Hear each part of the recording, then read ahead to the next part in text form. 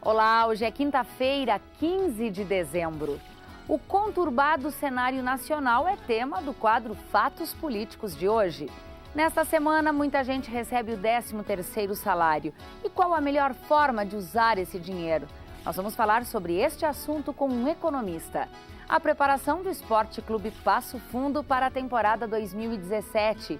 E ainda na última reportagem da série sobre os alunos da UPF que se destacam no esporte, a história de hoje é de uma atleta que pega 6 ônibus, caminha 6 quilômetros por dia para estudar. O Canal de Notícias está começando com essas e outras informações, então fique com a gente, porque aqui você encontra mais conteúdo.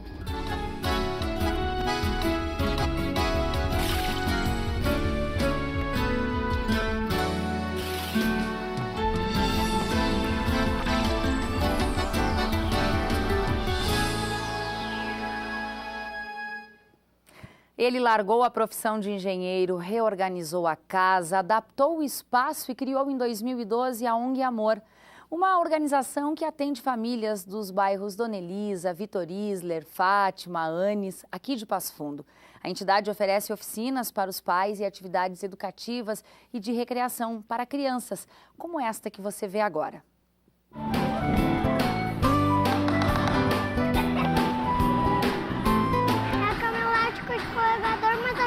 Grande eu não sei. Tem um monte de amiguinhos.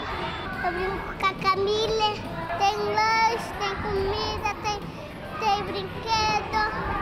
Quando a gente é criança, como a gente gosta de brincar, como as crianças brincam, né? A vida delas é brincar. Eles dificilmente esquecem por um bom tempo, né? Eles vão sempre estar com isso na lembrança, né? Nesse período natalino, né? É um momento propício de solidariedade, onde as pessoas geralmente estão tocadas e também pensam no outro, né?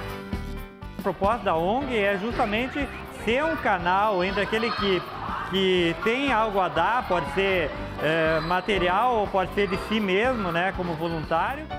E nós temos uma carência grande de voluntários, desde para a parte administrativa, para a parte organizacional, para a parte de monitoramento das crianças, da atividade. Então, e não precisa ser um dia todo, uma tarde toda, às vezes algumas horas, né, que a pessoa venha lá já contribui. Fizemos tortas para aniversários, bolos, cupcakes, fizemos os salgadinhos. A gente procura oferecer, então, cursos ensinando elas a como produzirem, né, como então trabalharem de forma adequada, obedecendo às normas da vigilância, né, as normas de higiene.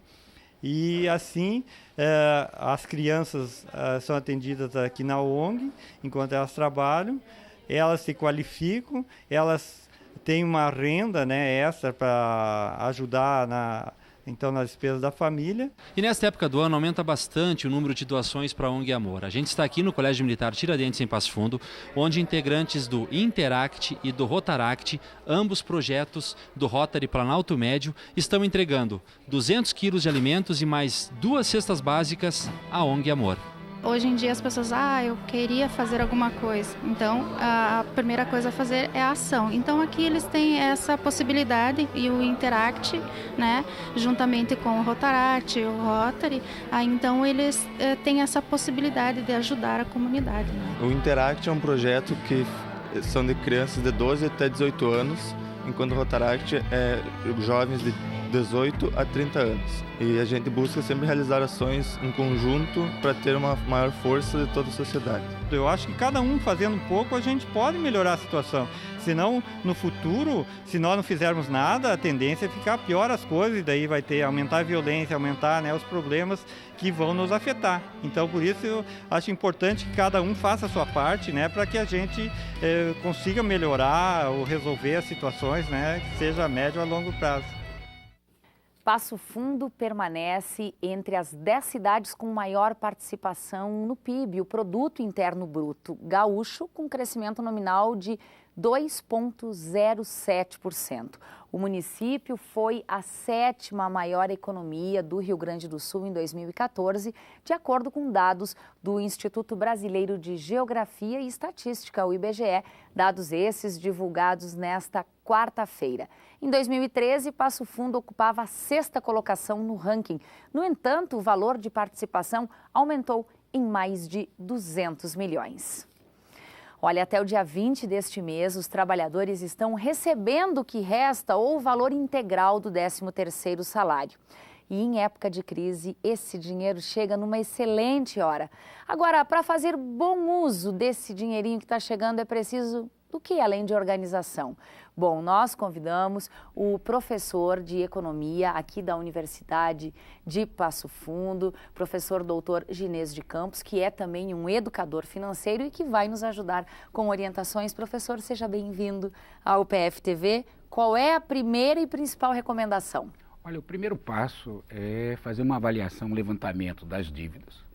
Utilizar o 13º para amenizar o montante dessas dívidas, considerando principalmente os juros extremamente elevados praticados no Brasil. Então, pagamento de dívidas é sempre uma decisão inteligente. Uma segunda medida, caso as pessoas não tenham dívidas, é importante também que esses recursos configurem uma reserva financeira para fazer face às despesas de início de ano. Nós temos IPVA, nós temos IPTU, é importante ter uma reserva para aquisição de material escolar, quem tem filhos na escola. Então é importante também que o 13º seja utilizado como reserva financeira diante desses gastos que são comuns no início do ano. É uma época em que se dá habitualmente muitos presentes, então nada de se empolgar e sair presenteando a família nesse momento, ainda mais se a pessoa tiver dúvidas. Aliás, eu tenho dívidas, desculpa, professor. Certo. Aliás, eu tenho proposto que uma das alternativas inteligentes, criativas e até divertidas é o velho amigo secreto, né? Define-se um valor médio para o presente e o amigo secreto é sempre uma alternativa barata, interessante, inteligente e divertida. Bom, no caso de não ter dívidas, o senhor já falou aí que é ter uma reserva para eventualidades. Quem não tem dívidas pode também antecipar algumas contas que vão entrar ao longo desse ano? Sem dúvida nenhuma, aproveitar os descontos existentes no IPVA, por exemplo, os descontos no IPTU, né, que já está sendo, inclusive, encaminhado aos carnês pela prefeitura, enfim. Então, é sempre importante usar os recursos do 13º de forma inteligente, planejada e disciplinada. O importante é que a gente possa entrar um ano de 2017 sem dívidas. Você não tem ideia da importância das pessoas terem um mínimo de saúde financeira. Iniciar um ano sem dívidas é sempre uma decisão inteligente, que evita sofrimentos, evita angústias, né, situações muitas vezes inusitadas que podem surgir quando você tem algum tipo de reserva financeira. Então, esse planejamento financeiro, principalmente num quadro recessivo, né? Infelizmente, 2017 aponta, pelo menos o primeiro semestre, ainda num cenário macroeconômico ainda de recessão, de desemprego, de inflação ainda alta, né? Então, é importante que a gente possa iniciar um ano com esse planejamento financeiro, com essa organização, evitando dívidas e principalmente a questão da inadimplência, né, que tem um custo muito alto para o consumidor, pagamento de juros, enfim, tudo isso deve ser evitado. Nessa época do ano tem muita gente fazendo as famosas listas, pensando, fazendo planos para 2017. Se a organização financeira for um destes desejos, vocês, educadores financeiros, sempre recomendam anotar tudo aquilo que é gasto. As pessoas, a maioria delas, faz isso, Pois professor? Eu tenho insistido muito com essa temática nos cursos, palestras, nossos projetos de extensão aqui na universidade, da importância do orçamento doméstico. Eu sempre digo orçamento, quem faz o orçamento tem uma bússola para a sua vida financeira, né? A bússola nos dá a direção. Quando nós não fazemos o orçamento doméstico, não colocamos no papel tudo aquilo que gastamos, o que ganhamos e o que gastamos, nós não temos um planejamento e, portanto, uma direção na nossa vida financeira. E aí ficamos muito vulneráveis a situações de inadimplência e de endividamento. Então, fazer o orçamento doméstico é sempre construir uma bússola financeira que nos dá uma direção de planejamento e disciplina nas nossas finanças pessoais. Perfeito. Obrigada, professor. Eu que agradeço a gentileza. Um ótimo final de ano. Para todos nós. Obrigada.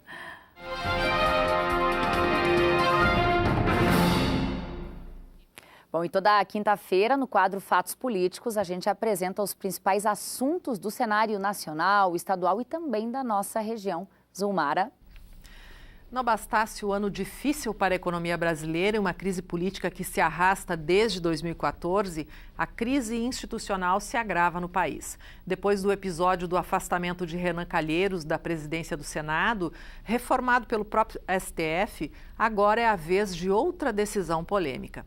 Em caráter liminar, o ministro Luiz Fux determinou que a Câmara dos Deputados vote novamente o pacote anticorrupção aprovado em 30 de novembro. O projeto de iniciativa popular, apresentado pelo Ministério Público Federal, recebeu 2.400.000 assinaturas, mas acabou desvirtuado pelos deputados. Das 12 medidas que constavam do original, apenas 2 foram mantidas. Os deputados inseriram ainda, por exemplo, a punição a juízes, promotores e procuradores que tivessem decisões ou denúncias apresentadas por eles revertidas em tribunais superiores.